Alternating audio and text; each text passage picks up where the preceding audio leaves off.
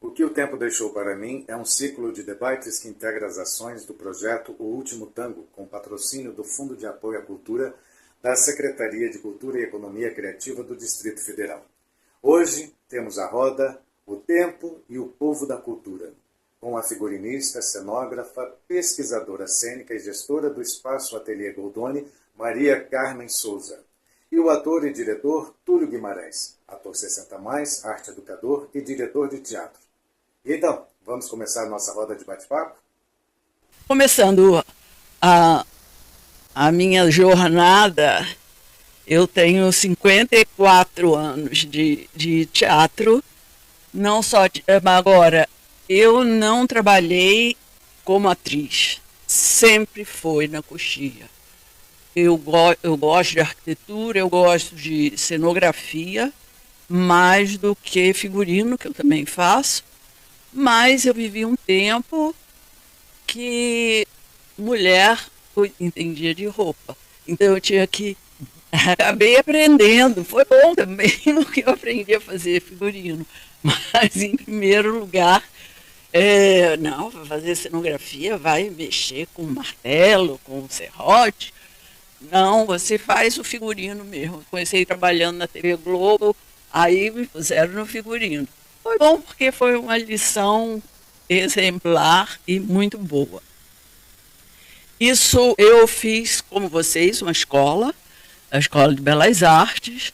Ainda não tinha a cadeira de cenografia e de indumentária, mas nossos professores eram cenógrafos. Fernando Pamplona era o principal e abriu informalmente uma cadeira, se chamava assim, de cenografia e de indumentária, e eu já era apaixonada por teatro, então eu quis fazer. Desde menina, muito pequena, eu não gostava de brincar de boneca, eu brincava com a casa da boneca. Eu sempre gostava do espaço e de arrumar as coisas. A minha vocação, de jeito nenhum, é pegar o microfone e ficar falando, porque eu não quero ser atriz, eu sou tímida para ficar me exibindo, vamos dizer assim. Eu gosto de me exibir com o meu trabalho. Então eu saí da Faculdade de Belas Artes, no Rio de Janeiro, numa época que as passeatas estavam ali em volta, era bem no centro, a Escola de Belas Artes era. Depois virou museu, é onde é o museu, do lado do Teatro Municipal, na Cinelândia, e as passeatas, foi uma vivência política muito importante, estar na escola naquela época. Aí fui trabalhar na TV, porque foi a chance, e a gente tem que aproveitar as chances, né? Mas sempre fazendo teatro, sempre que possível, fazendo cenografia, me impondo como cenografia, como cenógrafa, e como, quando não dava, as figurinos serve, sim, e a gente precisava sobreviver, né? Minha filha nasceu nos anos 70, exatamente quando eu acabei a escola, e logo, logo eu tive outro filho, depois separei do marido, tive que sustentar, sempre sustentei os dois filhos com teatro e TV. Aberta sempre para sair um pouquinho da linha, vamos dizer. Tem uma exposição, uma feira de exposição, me chamavam para fazer um stand, e eu estava aberta para isso. Tenho a impressão que quem é ator também pode sair um pouquinho do palco para fazer outras coisas que lhe dão capacidade de sustentação, né? Trabalhei TV Globo, fazendo teatro, aí a TVE foi fundada no Rio, eu fui chamada para montar o departamento de figurino. Trabalhei muito tempo na TVE, foi uma coisa muito legal, porque aprendi a ser organizada, Mas sempre, assim, não chamaram para organizar o departamento de cenografia, me chamaram para organizar o departamento de figurino. TVE foi um trabalho muito bom. As pessoas que estavam na TV Globo, os artistas, tinham muita diferença de estar trabalhando na Globo. A gente não tinha muita condição de criação, porque a velocidade que se tinha que produzir as coisas tinha que ser objetivo e eficiente. E na TVE não, foram pessoas que foram para fazer eventos artísticos. Tá? Fiz muito teatro, renovador em teatro, trabalhei com aproveitamento de materiais, que na época não se chamava recicláveis, né? Eu queria que os materiais tivessem a ver com o espírito da peça, com o tema da peça. Então eu ia para as fábricas e mesmo assim eu trabalhei num teatro talvez alternativo, que não tinha muito dinheiro. Nunca trabalhei no grande show, pouquíssimas vezes fiz. E aí trabalhando, ganhei alguns prêmios, minha satisfação, vivi, o tempo foi passando. Enquanto a gente tem, deixa eu ver, até 50 anos, eu acho que não tem problema nenhum. Eu, na verdade, acho que esse etarismo é muito por causa de saúde também, sabe? A gente tem que se manter saudável. Eu vim para Brasília em 91 e com 44 anos, e aí vi que não tinha formação em cenografia, só tinha formação em teatro. Muitos atores saíam da UNB, do Sina, e davam um jeitinho de fazer cenografia. E eu achei que eu ia ficar de fora, porque nunca um grupo ia achar que podia gastar dinheiro com um cenógrafo, né? Então montei um teatro. Eu tive uma experiência muito importante na Itália, na revitalização de 33 teatros históricos na Úmbria, isso antes de ir para Brasília. E aí cheguei aqui e montei um teatro possível, embaixo da minha casa, com 70 lugares. Flexível, porque eu já pensava que o teatro tinha que surpreender e fazer essa relação palco-plateia entre o espectador e o ator tem que modificar à medida que o espetáculo exija isso. Então comecei a fazer um teatro flexível, com praticáveis, cadeiras que pudessem mudar de lugar. E aí ele começou a ficar pequeno. Eu vi que a carência aqui em Brasília era tremenda, porque você saía da universidade, você faz os grupos na universidade, você conhece, são os amigos que falam a mesma coisa que você. Enfrentar um Villa-Lobos, um Martins Pena, para fazer um dia de espetáculo, é um absurdo, não vai dar treinamento desse contato com o público, né? Então eu fiz teatro pequeno mesmo, só que depois eu tive que sair dessa casa e apareceu a oportunidade de construir um teatro um pouquinho maior na Casa de Itália. E aí foi um teatro que já cabiam 100 pessoas. Eu fiz nos mesmos moldes, com praticáveis, flexíveis, plateia italiana, de arena, sem plateia, a plateia misturada com um elenco. Então, foi muito criativo esses 22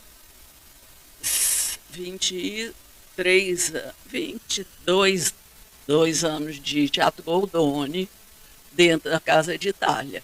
Eu acho que abri oportunidade para muita gente fazer um espetáculo do tamanho que podia ser feito. O cenário era barato, porque o teatro era pequeno, você não precisava gastar 5 metros de altura para fazer um cenário. Então, ele ficou muito aconchegante e propiciou muito exercício para os artistas, porque próximo, a plateia próxima, você tem que se exercitar, você tem que sentir, você tem que falar com a plateia. E aí, até que a Terra Cap começou a querer tirar o terreno da Casa de Itália, mas a classe artística e os vizinhos abraçaram a Casa de Itália e não conseguiram, isso em 2015. Até que a pandemia veio, a gente estava desarticulado e a Terra Cap vendeu o imóvel da Casa de Itália e foi abaixo. Eu, para dar continuidade à minha carreira e à minha profissão, eu tinha um acervo grande de figurino e de cenografia. De cenografia eu não consegui guardar, mas a de figurino eu montei um ateliê que eu posso fornecer roupa, alugar para cinema, para teatro, para eu me manter viva, e lá me acham também quando querem que eu faça o espetáculo. Claro que agora anda difícil porque tá muito tem pouco dinheiro para produção. E agora eu tenho visto, eu inclusive fiz umas rodas de conversa lá no ateliê para ver por que ninguém mais quer fazer cenário. Dão um jeitinho, trazem uma cadeira de casa, faz assim. É porque foram as condições que a gente também tem que se adaptar. Mas eu continuo na ativa. E graças a um esforço pessoal, continuo com saúde, estou com 77 anos e estou na batalha, não quero parar não. Falam que a felicidade do ator é morrer no palco. Eu não sei, porque eu estou sempre fora do palco, eu estou atrás do palco.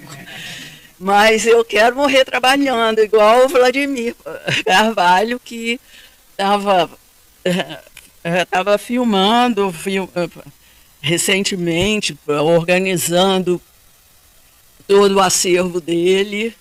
E eu acho que quando ele deu uma descansada, que o IFAM aceitou o acervo que ficava na casa dele, ele morreu hoje, né? E eu tenho a impressão que ele cumpriu a missão que veio ao mundo. A minha missão não está terminada, não. Ainda tem que ensinar muita gente cenografia, uma cenografia moderna que acompanhe o espetáculo de hoje, que mude, que se transforma, que seja viva. Então é isso. Falei demais?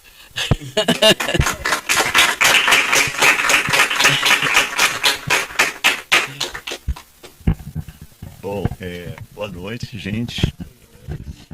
Que maravilha, né? A gente está podendo ter essa oportunidade de encontrar aqui os jovens, né, que estão entrando aí nessa aventura, nessa carreira tão linda, que é um ofício, né? Como diz a Fernanda Montenegro, nós somos operários, né? Um ofício que nasce com a gente, não adianta a gente fugir dele, né? Eu tentei no início da minha vida, em vários momentos, pensar em outra coisa. Eu nunca tinha pensado em teatro. Eu comecei a fazer teatro muito tempo depois.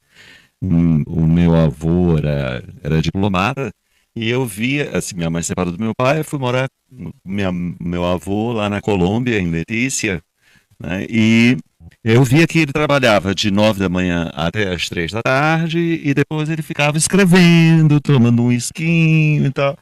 Aí foi por preguiça mesmo. Eu olhei e falei assim, gente, essa é a vida que eu quero para mim.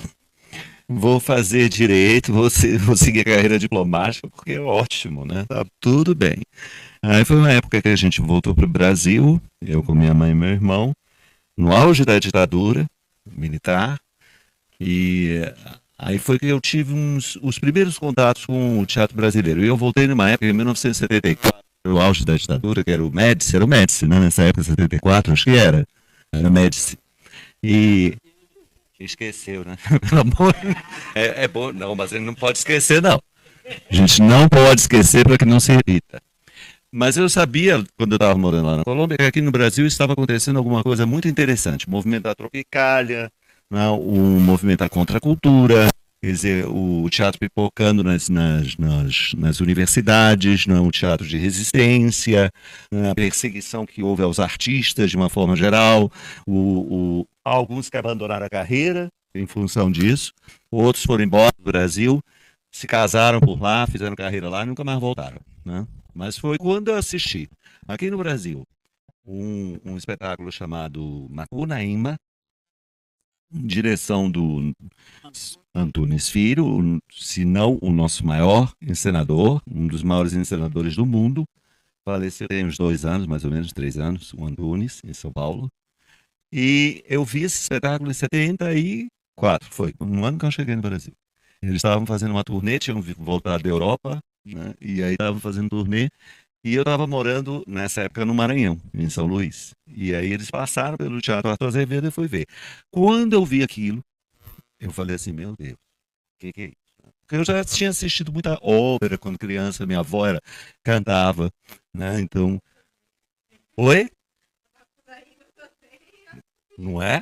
Pois é, eu fiquei assim, assustado. Nunca tinha visto nada parecido, né? Eu tinha conhecimento do teatro mais europeizado, né? Aquela coisa que se fazia na Colômbia, no Teatro Colón, em Bogotá, né?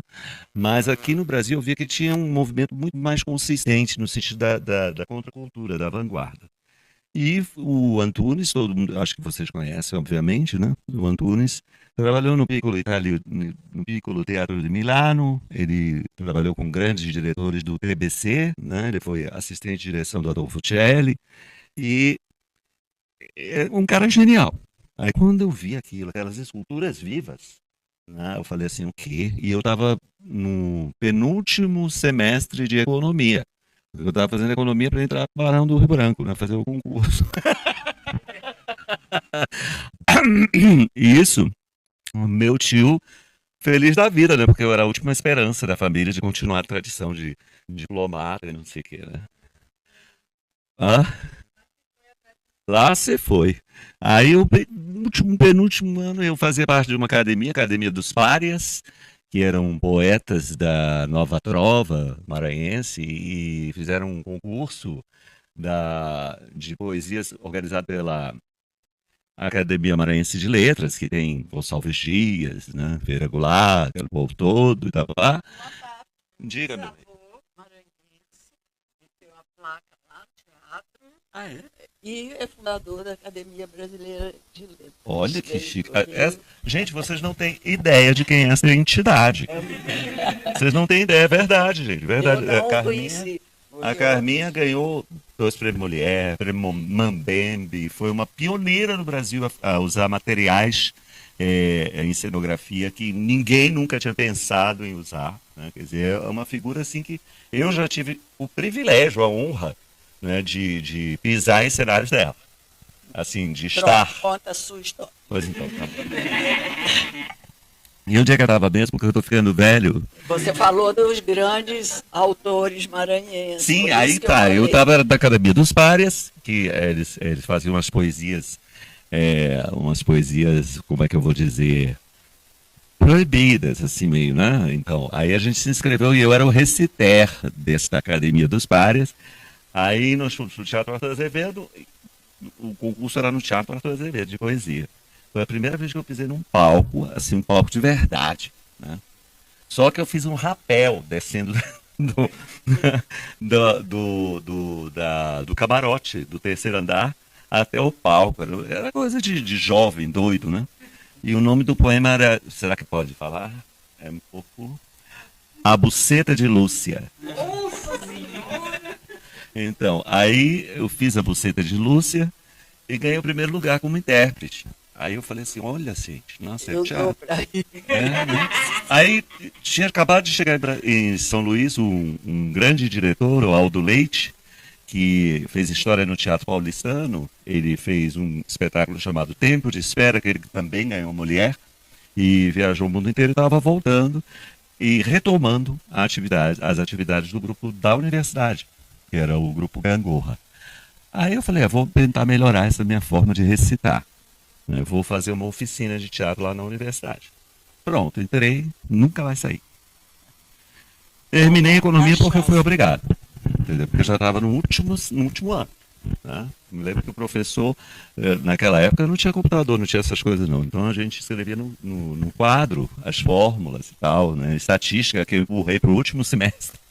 E eu me lembro que na prova final, com um dos professores, eu fiz uma obra de artes visuais.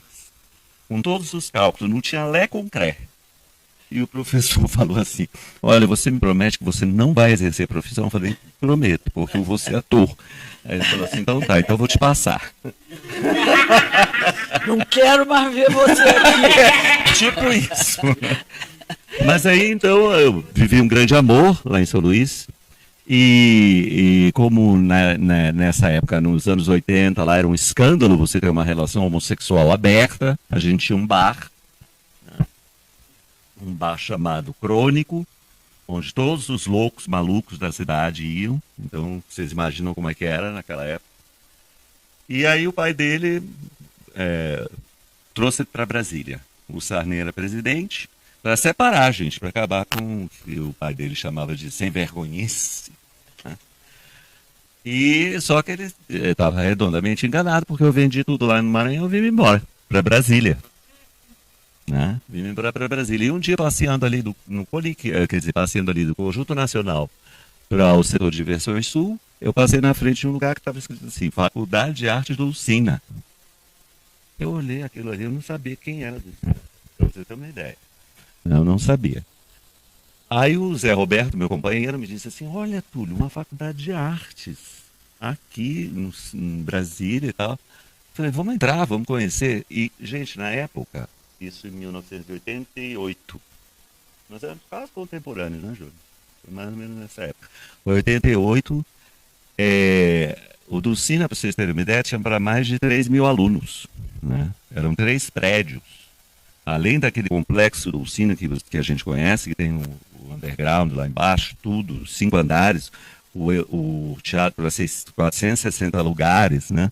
Tinha aquele prédio que fica atrás do Dulcina, que funcionava no departamento de artes visuais. Né? E no edifício Miguel Badia tinham 3 andares, né? Inclusive um teatrinho lá no Miguel Badia. Então, aquilo fervia. Era performance pipocando por tudo quanto é lado, os alunos conversando. O CONIC, a Dulcina não podia ter escolhido o melhor lugar. Porque sempre foi um lugar marginal. Né? Sempre foi um lugar onde existia aquele povo, os sindicatos, todos estavam ali, né? O pessoal dos partidos de esquerda também, as sedes eram ali, então aquilo ali era uma loucura. Bom, aí eu fiquei apaixonado, conheci Dulcina. Ela, quando eu entrei, parou de dar aula, eu não tive a oportunidade de ter aula com ela como aluno regular, mas eu fui trabalhar lá, eu ganhei uma bolsa. Foi logo depois a Carminha chegou, também você andou por lá também com a gente, né, no Dulcina. Sim, eu cheguei a ser coordenadora de extensão. Exatamente, coordenadora de extensão. 92, eu acho. Isso, exatamente. Você fez o cenário do Freitito, com um beijo de paiva que eu atuei. Então aí o que acontece? Estamos lá, papapá. Fiz o meu curso, tive essa oportunidade enorme de trabalhar com essa mulher extraordinária, né? Que foi, infelizmente, totalmente desrespeitada aqui em Brasília. Né? Quer dizer, o poder público já tinha que ter tomado conta daquilo ali há muito tempo, porque a sociedade civil deu provas de que é impotente, que não consegue administrar aquilo ali. E a gente está muito preocupado com o que vai acontecer com o acervo, principalmente, né? O teatro e o acervo. Porque a faculdade está acabando, aquele prédio deve ser vendido, a gente está entrando na justiça, bom, enfim. E lá dentro, quando eu terminei meu curso, fiz a minha primeira pós-graduação, aí começam as escolhas que eu queria falar. Né? Uma coisa muito louca, que todos nós passamos por isso. Né? Eu fiz essa grande escolha na minha vida, quando eu ainda tinha juventude e saúde suficiente para fazer qualquer coisa. Né? Você tem 25 anos, 27 anos, você está no auge. Né? Mas eu fiz a escolha pelo teatro. Hoje em dia eu falo assim, pô, eu tô com 61. Se eu tivesse seguido a carreira diplomática, talvez eu estivesse como embaixador em Roma, né? Ganhando rios de dinheiro. Não estava ruim, não, né? Não. Entendeu? Podia estar. Aí, assim, ou o que toda escolha tem consequências. Né? Toda escolha tem consequências. Na época eu não pensei. Mas aí eu optei por isso, esqueci a história da diplomacia. E a escolha outra, quando eu terminei minha primeira pós-graduação, o que eu devia ter feito? Né? Eu devia ter feito concurso da Secretaria de Educação. Mas eu, da minha visão utópica, eu achava que eu seria muito mais útil para a sociedade se eu, entrando nesse universo da educação, da arte e educação, que o que me trouxe a paixão por isso foi a própria Dulcina. Porque eu via que ela foi uma mulher extraordinariamente altruísta. Ela abdicou de uma carreira brilhante, né, para ensinar. O Teatro Dulcina é o único teatro que tem um palco maior do que a plateia. Né? Palco de acordo com como deve ser um palco. Exatamente, é um palco perfeito. Aliás, a acústica foi ela que mudou, porque o Oscar Niemeyer não entende nada de acústica. Né? Ela mudou parede lá e tal, para poder funcionar. E eu tive o prazer, assim, a glória de conviver com essa mulher, e ela me passou essa coisa. Então eu optei por dar aula para quem vai dar aula, para quem vai formar o público. Né?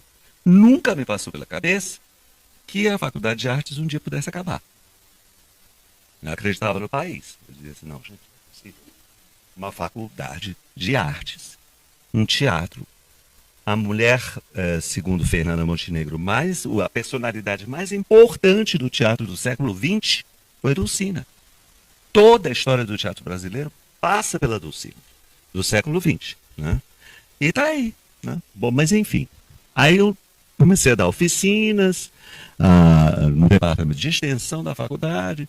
Tiveram vários projetos e aparece uma senhora, Clara Luz. Ela já era atriz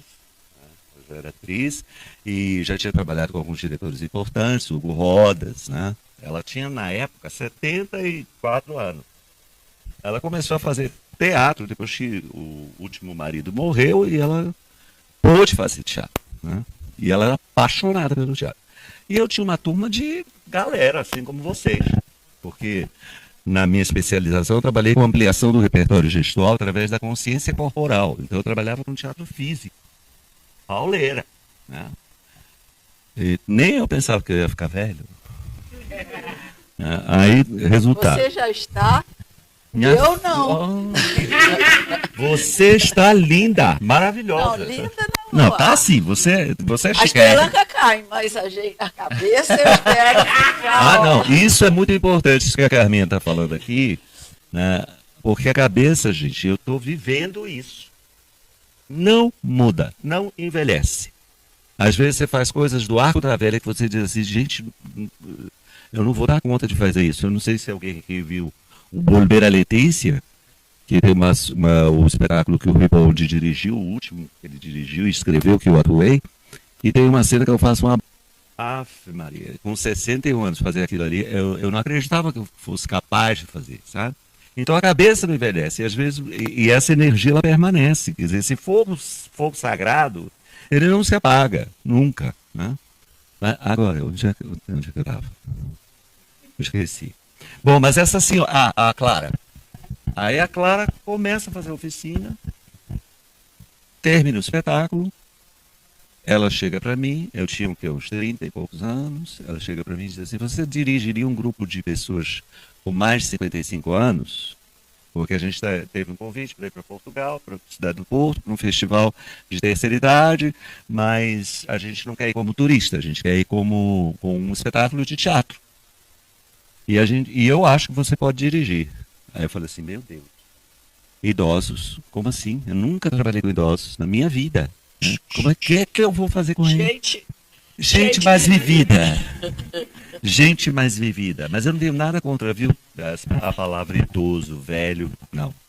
Eu acho que são coisas que fazem parte da cultura. Vinho fica velho, né? Tem tanta coisa velha e boa. Nossa, gente, vinho nem se fala, né? Vinho quanto mais velho, melhor. Então, quem quiser experimentar, né? A gente tá. Pois é. Mas então, aí a Clara me chamou. Aí eu fui lá na 508, tinham 20 idosos. E eles todos assim, ó, fechadinhos, né, tal. A história da tal, da invisibilidade que existe. Foi a primeira coisa que eu percebi, né? Que como essas pessoas às vezes são tratadas dentro de casa como se fosse um móvel. Tanto é que a gente vai fazer um filme sobre eles, sobre essa história, que vai fazer 25 anos ano que vem, esse grupo que eu dirijo.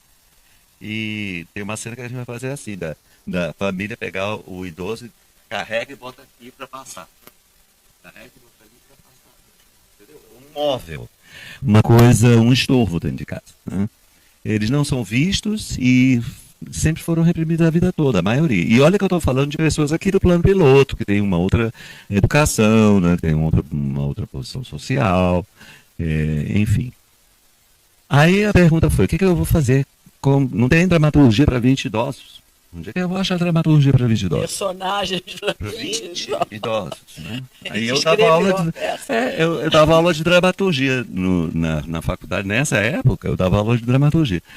Aí fui procurar texto feito um louco, naquela época não tinha essa facilidade do santo Google, né? Você tinha que garimpar mesmo. Liguei para os professores meus em São Paulo, até no exterior liguei. Não tinha. Aí eu falei, bom, eu sou encenador, eu não sou dramaturgo, mas você é obrigado a escrever. E foram eles que me deram a história. Foi a partir das conversas com eles. E aí aparece muito claramente para mim esse universo do etarismo, desse apartamento que a sociedade faz. Aí eu me perguntava, por que, né, gente? Por que existe esse preconceito contra a idade, contra pessoas idosas, né? Eu acho que uma das coisas é porque as pessoas, os jovens, acham que nunca vão envelhecer, né? A outra opção é muito ruim, né? Seria morrer. Mas assim, o envelhecimento, além dele fazer parte da nossa vida como um privilégio ou não, porque também você tem que envelhecer bem, né? Você tem que saber envelhecer. Tem que envelhecer com saúde, se cuidar, né? Olha quem está falando, eu mesmo. Tem que se cuidar muito, né? E tal. Depois de uma certa idade. Você não pode mais fazer farra, não pode. Comer legal, tudo que eu não faço. É isso mesmo. Então, mas, assim, a tessitura do teatro se fez ali. E como eu estou há tanto tempo com eles, eu fui envelhecendo junto com eles. Hoje em dia tem gente lá fazendo teatro comigo no grupo que é mais nova do que eu. Né? E na época eu era o professor jovem, né, e tal, né? Mas existem várias coisas. O que eu estava falando, do etarismo, né? Um dos motivos que eu acho que as pessoas também têm esse tipo de preconceito. Porque quando você vê uma pessoa velha, isso eu ouvi uma vez, tá? Quando você vê uma pessoa velha, você associa a finitude, proximidade da morte. Isso assusta. Né? Então a gente meio que inconscientemente não quer lidar com aquilo, não quer ver aquilo, porque você associa automaticamente uma decrepitude a caminho do fim, né? E a nossa sociedade, isso aí não precisa nem dizer, né? Ela vem de eterna juventude o tempo todo, né? A gente é entupido de propaganda de creme, de não sei o que, harmonização facial, né? Aquelas coisas, estica daqui, estica dali. O próprio governo tinha campanha, Brasil Jovem. Brasil Jovem e tal. E nas sociedades arcaicas se dava o contrário, né?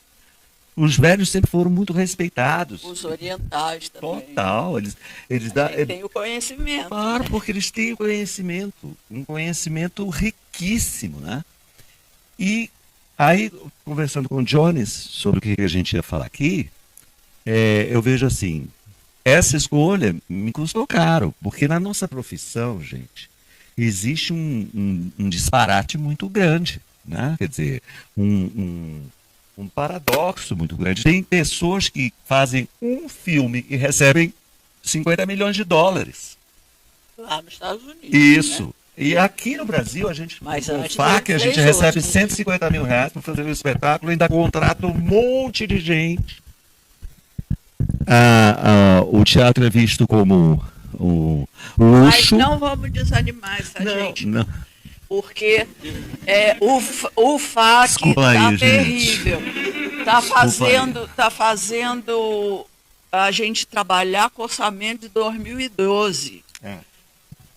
Para a gente ir atrás e batalhar, fazer passeata e reclamar, bater panela lá na porta do FAC, vai dizer que a gente é velha e é maluca, né? É verdade. E a gente precisa, sim, que os jovens trabalhem junto com os velhos, que já Com estão certeza. informando que o orçamento do FAC, que é uma sobrevivência do teatro, está muito baixo. Defasado totalmente. Tem que ter. Agora, O governo tem que proteger o teatro, claro, sim. sim, sem dúvida. Ele faz parte da sociedade. Sociedade que não tem cultura. A Não capital tem de um turismo, país, gente. não A tem capital nada. de um país, qualquer país no mundo, você vai. O que tem na praça principal? Um teatro. É o que Uma denota. igreja e um teatro. É uma igreja e um teatro, é o inferno e o céu. Mas tem aquela conotação de que aquele povo é um povo que aprecia a cultura, que detém sua cultura, que valoriza sua cultura. E nós aqui, que temos o Teatro Nacional fechado há mais de 10 anos. Que vergonha, né? Tantos anos de carreira que vocês têm, eu fico maravilhado em ver as lutas que vocês tiveram. Mas eu queria fazer uma pergunta que é diferente para muitos artistas, né?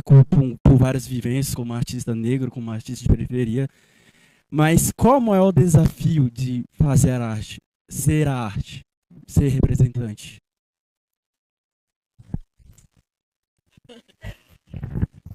O desafio é a própria vida, é sustentar os filhos, é deixar os filhos estudarem. É um desafio que eu acho enriquecedor e você passa a não ligar muito para as coisas. Não é? Eu tenho 77 anos, estou nem aí de fazer plástica e de ir para gastar meu dinheiro, meu pouco dinheiro, com boutiques caras, né? Com o tênis da última moda. Então, é a gente ser criativo para tudo na vida. Comida também, não faço questão de grandes restaurantes, mas a minha comida é uma delícia. Eu posso trabalhar até com a xepa da feira que eu viro. Então, entender outras pessoas que trabalhem com isso. Isso é um desafio, mas é bom.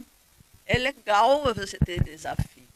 É o desafio ao contrário, ficar sentado vendo televisão, sentado na poltrona. Depois de uma certa idade também a gente percebe que a gente não precisa de muita coisa, né? A gente precisa do essencial. É a criatividade. É você encarar a vida sem abrir mão do que é essencial. Porque eu acho que quando você descobre que esse é o seu ofício e você percebe esse fogo sagrado em você, amigo, não tem jeito, sabe? É ali. E é ali que você vai deixar o seu legado. Eu acho que nossa passagem aqui pela Terra ela é efêmera. O teatro é eterno. O espetáculo é efêmero como a nossa vida que passa. E a gente só pode dar testemunho do nosso tempo. E a Fernanda Montenegro diz que se você não tem esse gás, se você não tem essa vontade essencial, Potência. é melhor não ser, É. não trabalhar no teatro. É verdade. Porque senão você vai Sai ser... enquanto é tempo. É verdade. E eu acho que, ainda respondendo a sua pergunta, o desafio é estar sempre atualizado. Cada personagem que você for fazer, cada cenário que eu for fazer, ele tem que falar com o nosso tempo. Bom, vocês falaram muito de missão de vida, né? Assim, essa grande missão. E eu queria saber, quando vocês entraram na carreira de vocês, na carreira artística, vocês já sabiam qual área exatamente vocês queriam fazer? Se era ator, se era cenografia, já sabiam de cara? Foi alguma coisa que vocês foram percebendo ao longo dos anos? Que é uma coisa que conectou vocês, né? Eu sempre quis ficar na coxia. Para mim, a arquitetura era fantástica, o Oscar Niemeyer me atraía muito. Dentro da arquitetura, eu fiquei apaixonada por um espaço que você cria e naquele tempo, assim, a peça durava pelo menos 3 meses. Depois de 3 meses, você desmancha e faz outra. Hoje em dia, as peças apresentam 2 dias.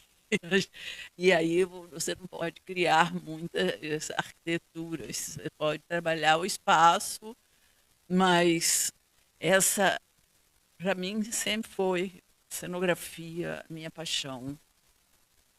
A arquitetura e a cenografia. Eu, Nunca quis entrar no palco, como eu estava. Às vezes a atriz ficava doente. Ai, você tem o papel, você já viu tanto, você deve ter decorado. Não quero, não quero. Me desculpe, mas não quero.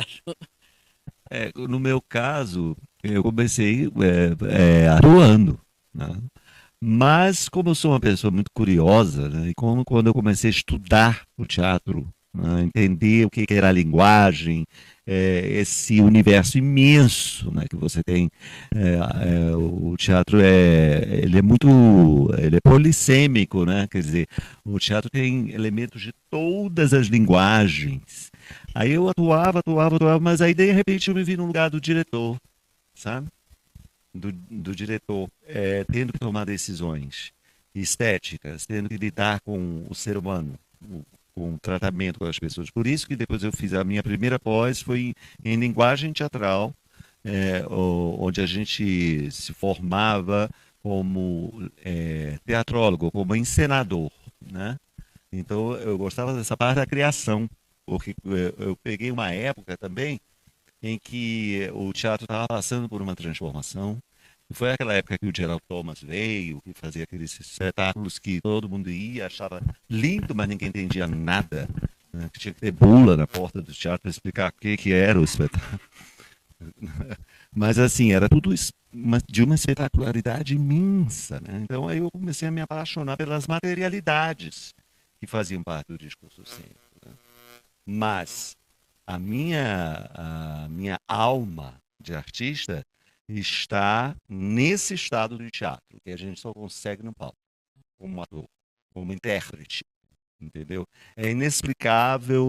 Agora, amo dirigir, adoro o meu trabalho como encenador, eu gosto de encenar, né?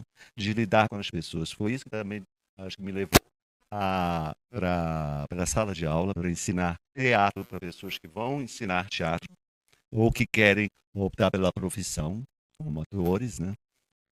Então eu gosto de tudo que envolve esse grande universo que é a arte, né?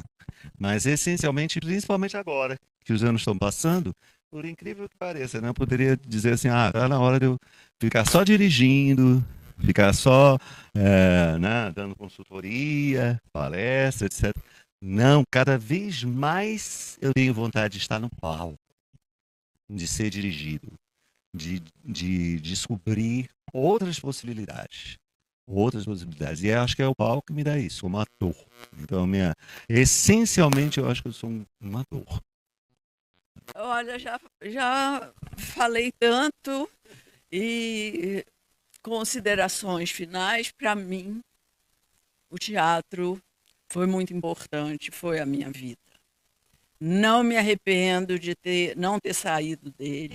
Eu mudei uma coisa já mais velha, depois acho que dos 60, que eu achei muito importante passar esse conhecimento. Eu passei a gostar de dar aula. Em jovem me chamava para dar aula, eu não gostava, não queria. Depois que se acumula esse conhecimento e que vê que a cenografia é mal estudada. Em Brasília não tem um curso de cenografia, o ator passa por uma etapa para saber o que é cenografia, mas... Agradeço Maria Carmen Souza, nossa grande cenógrafa, figurinista. Túlio Guimarães, nosso grande ator, diretor.